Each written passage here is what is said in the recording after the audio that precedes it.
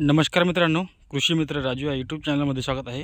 मित्रांनो, आजचा विषय आहे ज्या शेतकऱ्यांचे सोयाबीन प्लॉट तणनाशकामुळे लॉक झाले किंवा चिबडीमुळे पिकाची वाढ होत नाही किंवा जमीन हलकी आहे किंवा काही केलं तरी पीक वाढत नाही, अशासाठी आजचा व्हिडिओ आपण बनवलेला आहे।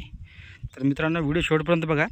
तुमच्या पिकाची वाढ 5G स्पीडने कशी वाढेल या पद्धतीने आपण आता आजची जी फवारणी आहे ते आपल्याला आजच्या व्हिडिओमध्ये मी सांगणार आहे।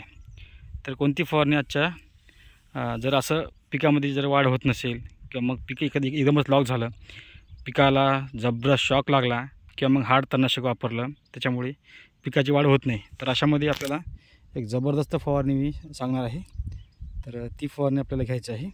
तर मित्रांनो, आपल्याला पिकाची जर वाढ होत नसेल तर आपल्याला त्याच्यामध्ये एक 28-28-0 जे की ग्रोमर कंपनीचे येते, त्याच्यामध्ये इन्स्टंट ॲक्शन आहे, तर ती फवारणी आपल्याला घ्यायची आहे। त्याचं प्रमाण जे आहे 20 लिटरसाठी 100 ग्राम आणि त्याची किंमत मार्केटला 1 किलोची किंमत 250 रुपये आहे। त्याचबरोबर घ्यायचं आपल्याला मायक्रोन्यूट्रंट जे की BSF कंपनीचं लिबरल आहे, त्याची फवारणी आपल्याला घ्यायची आहे। लिबरल आणि 28-28 या जर दोघांचा आपण स्प्रे घेतला तर पीक एकदम 5G स्पीडने एकदम पिकअपने वाढण्यासाठी मदत होते। आता हे रान मी कितीतरी वेळ सांगितलं असेल की रान हलका आहे आणि अशा शेतामध्ये सुद्धा आपण 1 महिन्यामध्ये पूर्ण शेताला झाकून टाकलेलं आहे, कारण की या शेतामध्ये आत्तापर्यंत एवढं पीक कधीच वाढलं नव्हतं।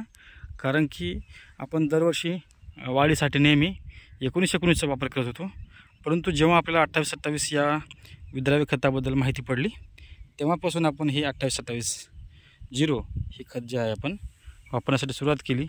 तर आज रोजी पिकाची कंडिशन बघता एकदम जबरदस्त प्लॉट झालेला आहे। आता ही व्हेरायटी तर आपल्याला माहीतच आहे, MAUS 725 आहे।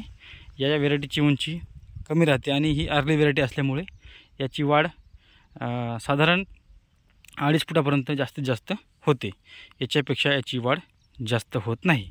तर आज 1 महिन्याचा प्लॉट तर या कंडिशनमध्ये आहे, पूर्ण प्लॉट एकदम झाकलेला आहे आणि पिकाची वाढ जर होत नसेल तर जे आपण स्प्रे सांगला त्याचा स्प्रे घ्या आणि ज्या दिवशी तुम्ही स्प्रे घेणार आहात त्या दिवशीचा एक फोटो घ्यायचा आणि साधारण 5 ते 6 दिवसांनी पुन्हा त्याच ठिकाणाहून फोटो घ्यायचा आणि नंतर सांगायचं की रिझल्ट कसा मिळाला।